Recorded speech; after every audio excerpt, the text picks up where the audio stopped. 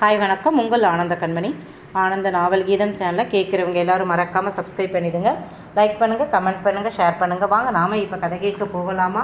சுபலதாவின் அலைக்கடலில் அலையும் படகானேன். அத்தியாயம் 6. பாவனா மகளிருக்கு பெண் கேட்டால் மறுக்காமல் எப்படியாவது இந்த சம்மதத்தை முடித்துவிட வேண்டும் என்று கணவன் மனைவி முடிவு செய்து கொண்டார்கள். ஏனென்றால் பக்கத்து வீட்டில் பல வருடங்களாக இருப்பவர்கள் முன்பை விட இப்போது பெரும் பணக்காரர்கள் ஆகிவிட்டார்கள். ஒரே மகன், பிக்கல் பிடுங்கள் இல்லை. பாவனா நல்லவர். இந்த மாதிரி குடும்பம் கிடைப்பது இந்த காலத்தில் குதிரை கொம்பு. மகள்தான் என்ன சொல்வாளோ என்ற பயம் இருந்தது. ஆனாலும் இந்த சம்பந்தத்தை விடக்கூடாது, முடித்துவிட வேண்டும் என்று முடிவு செய்து கொண்டார்கள். வெங்கட்டும் பாவனாவும் வந்தார்கள். வாங்க வாங்க, இத்தனை வருஷம் பக்கத்து வீட்டில் இருந்தாலும் எங்கே நாம் ஒருத்தர் வீட்டுக்கு ஒருத்தர் போக முடியுது என்றபடி வந்தவர்களை வரவேற்றார் ஜெகன். ஆமாம் என்று வந்தவர்கள் அமர டீ, காஃபி, ஸ்நாக்ஸ் கொண்டு வந்து வைத்தார்கள். நாசுக்காக டீயை குடித்துவிட்டு ஸ்நாக்ஸ் கொஞ்சம் எடுத்து கொண்டார்கள். ஜெகன், சார், நான் சுற்றி வளைக்க விரும்பலை. என் மகன் ஆரோன் வெளிநாட்டில் படிப்பை முடித்துவிட்டு வந்து எங்களோட ஃபேக்ட்ரி கம்பெனிகளை பொறுப்பெடுத்து நடத்துகிறான். இனி என்ன, அடுத்து கல்யாணம்தான். இன்னைக்கு காலையில் தான் ஆரோன் உங்கள் பொண்ணு ஜோசிகாவை பார்த்துருக்கான். இத்தனை நாள் எத்தனையோ பெண் ஃபோட்டோவை அவன் அம்மா காட்டினா கூட பார்க்காமல் எனக்கு இப்போ கல்யாணம் வேண்டாம்னு சொன்னவன் ஜோசிகாவை பார்த்ததும், அம்மா எனக்கு இவளை பிடிச்சிருக்கு, கல்யாணம் பண்ணி வையுங்கன்னு சொல்லிட்டான். இந்த காலத்தில் பெண் பிள்ளைகள் கூட காதல் அது இது என்று சுற்றுறதுங்க. ஆனால் ஆரோன் பளிச்சுன்னு சொல்லிட்டான். எங்களுக்கும் சந்தோஷம். ஏன் பொண்ணு எப்படி இருப்பாளோ, பொண்ணு வீட்டுக்காரங்க எப்படி இருப்பாங்களோ அப்படின்னு கவலைப்பட வேண்டிய அவசியம் இல்லாமல் அவனே பண்ணிட்டான் என்றார். அவர்கள் கையில் இருந்த பூ, பழம், ஸ்வீட் இருப்பதை பார்த்தே நாம் நினச்சது தான் விஷயம் என்று பார்கவி புரிந்து கொண்டு இருந்தாலும் நேரடியாக அவங்க வாயால் உங்கள் பொண்ணை என் மகன் விரும்புகிறான் என்பதை கேட்ட நிமிடம் இருவரும் இந்த உலகிலேயே இல்லை, அப்படியே சொர்க்கத்தில் போன மாதிரி ஒரு உணர்வு. அப்படி ஒரு சந்தோஷத்தில் திக்குமுக்காடி போனார்கள். அவர்களுக்கு பதில் சொல்லக்கூட தோன்றலை. அவர்கள் மனநிலையை வெங்கட் பாவனா புரிந்து கொண்டார்கள். சுதாரித்த ஜெகன், உண்மையில் இது ரொம்ப ரொம்ப நல்ல விஷயம். ஏன்னா நம்ம ஜோஷிக்கும் மாப்பிள்ளை பார்த்துக்கிட்டு தான் இருக்கிறோம். நல்ல மாப்பிள்ளை என்றால் ரொம்ப தொலைவாக இருக்கிறது. அதுக்குத்தான் ரொம்ப தயங்கினோம். இப்போ பாருங்க, நாங்கள் ரயில் ஏறியோ, பஸ் ஏறியோ, ஃப்ளைட் ஏறியோ போக வேண்டாம். அடுத்த வீட்டு வாசலில் என் மகள் வீடு இருக்கு என்றால் அதை விட பெரிய சந்தோஷம் என்ன இருக்கு என்றார் பாவனா. ரொம்ப சந்தோஷமாக இருக்கு. பெண் பிள்ளைகளை தெரியாத இடத்தில் கொடுக்க வேண்டிய இருக்கே என்று எவ்வளவு கஷ்டப்பட்டேன் தெரியுமா? தேங்க்யூ. என்னோட பெரிய கவலையை நீங்கள் தீர்த்து வச்சிட்டீங்க என்றார் பார்கவி. எனக்கும் அப்படித்தான். ஆரோன் வெளிநாட்டில் இருந்து வராமல் இருக்க முக்கிய காரணமே நாங்கள் அவனை கல்யாணம் பண்ணிக்க சொன்னது தான். உன்கிட்டேயே பல முறை சொல்லியிருக்கிறேன். இப்போ தான் நம்ம ஜோஷிகாவை பார்த்ததும் சம்மதம் சொல்லிவிட்டான். இதை விட எனக்கு பெரிய சந்தோஷம் என்ன இருக்கு சொல்லு என்றார். சரி, நீங்கள் பொண்ணுக்கிட்ட கேட்டுட்டு சொல்லுங்க என்றார்கள். இல்லைங்க, கேட்க வேண்டிய அவசியமே இல்லை. ஜோஷிகாவுக்கும் பிடிக்கும். அடுத்த வேலையை நாம் பார்க்கலாம் என்றார்கள். இரு வீட்டாரும் ஜாதகம் பார்க்கும் பழக்கம் எல்லாம் இல்லை. எனவே அப்போ சரி, எதுக்கும் உங்கள் பொண்ணுக்கிட்ட கேட்டு விடுங்க.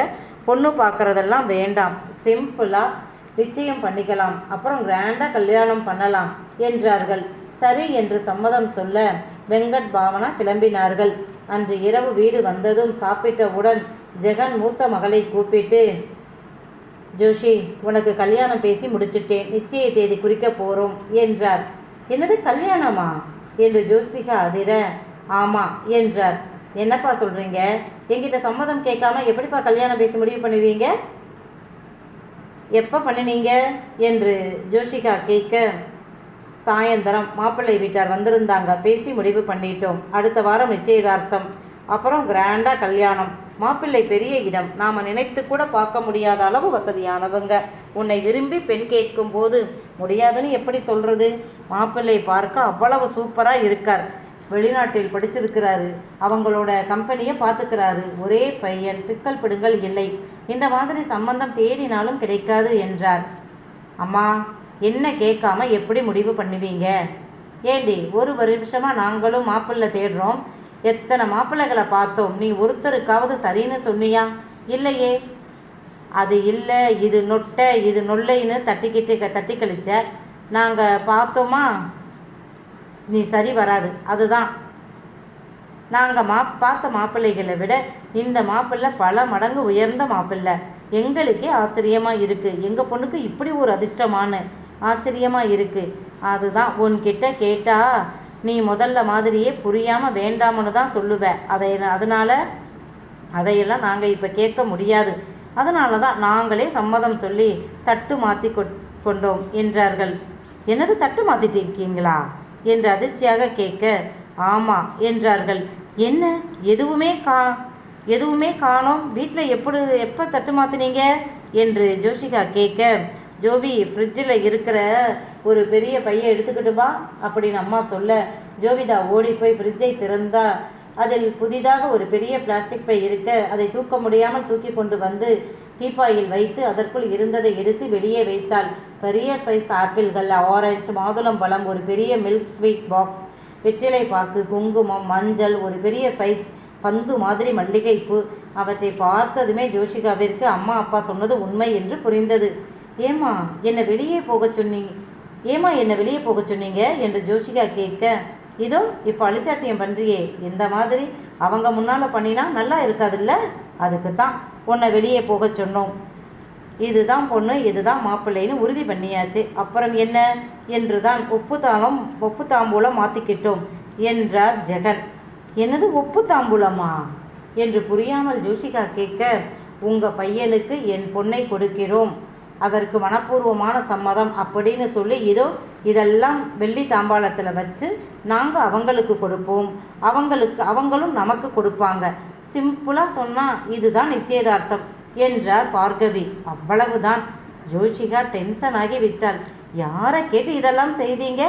என்னால் முடியவே முடியாது, இந்த கல்யாணம் எனக்கு வேண்டாம் என்றாள். பார்த்தீங்களா, நான் சொன்னது உண்மையாக போயிருச்சா, பார்த்தீங்க தானே என்று பார்கவி கணவனிடம் சொல்ல, ஆமாம் பார்கவி, நீ சொன்னபோது கூட என்னால் நம்ப முடியலை, இப்போ தான் எனக்கு உண்மை புரியுது.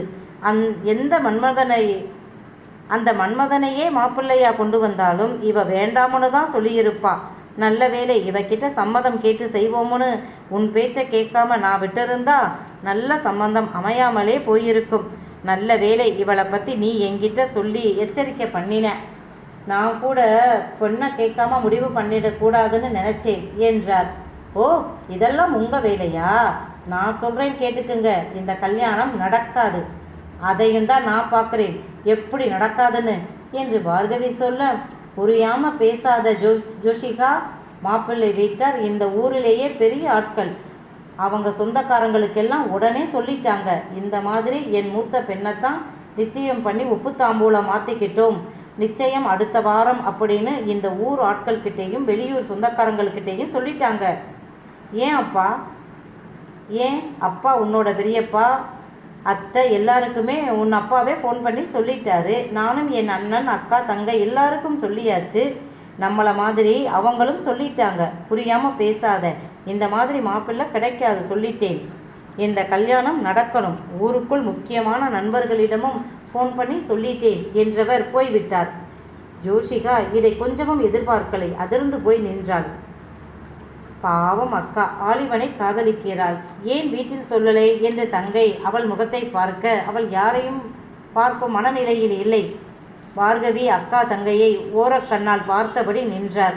இந்த சின்னவளுக்கும் மூத்தவளை பற்றி தெரிஞ்சிருக்கு, அதுதான் வாயே திறக்காம அக்காகாரியவே பார்த்துக்கிட்டு நிற்கிறா.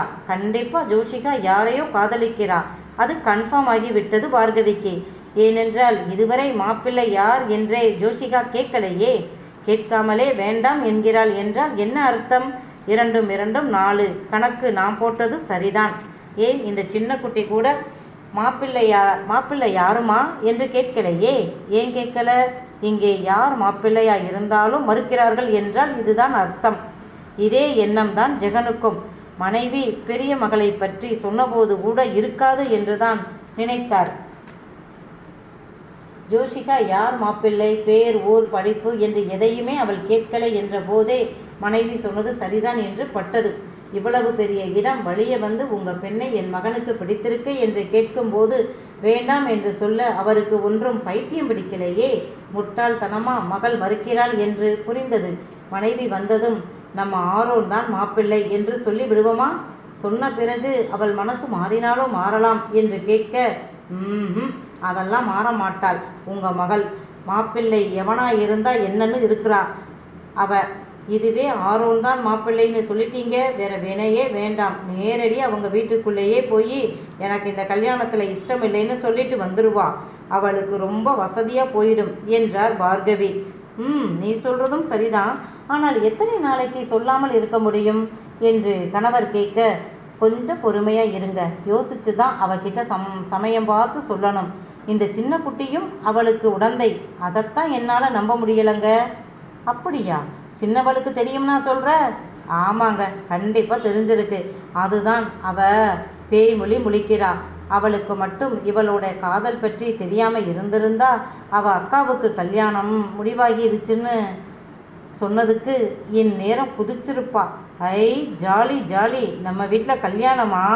எனக்கு கல்யாணத்துக்கு பட்டுப்பாவாடை வேணும், பட்டு சுடிதார் வேணும், ரிசப்ஷனுக்கு அந்த ட்ரெஸ் இந்த ட்ரெஸ் வேணும், சாப்பாட்டில் எனக்கு பிடிச்சதாக தான் இருக்கணும் அப்படின்னு இந்நேரம் குதிச்சிருப்பா. சாதாரண தீபாவளி பொங்கல் என்றாலே எனக்கு அது வேணும் இது வேணும் என்று கேட்கிறவ வீட்டில் அவள் அக்காவுக்கு கல்யாணம்னா எவ்வளவு பெரிய சந்தோஷம், சும்மா இருப்பாளா என்றார்.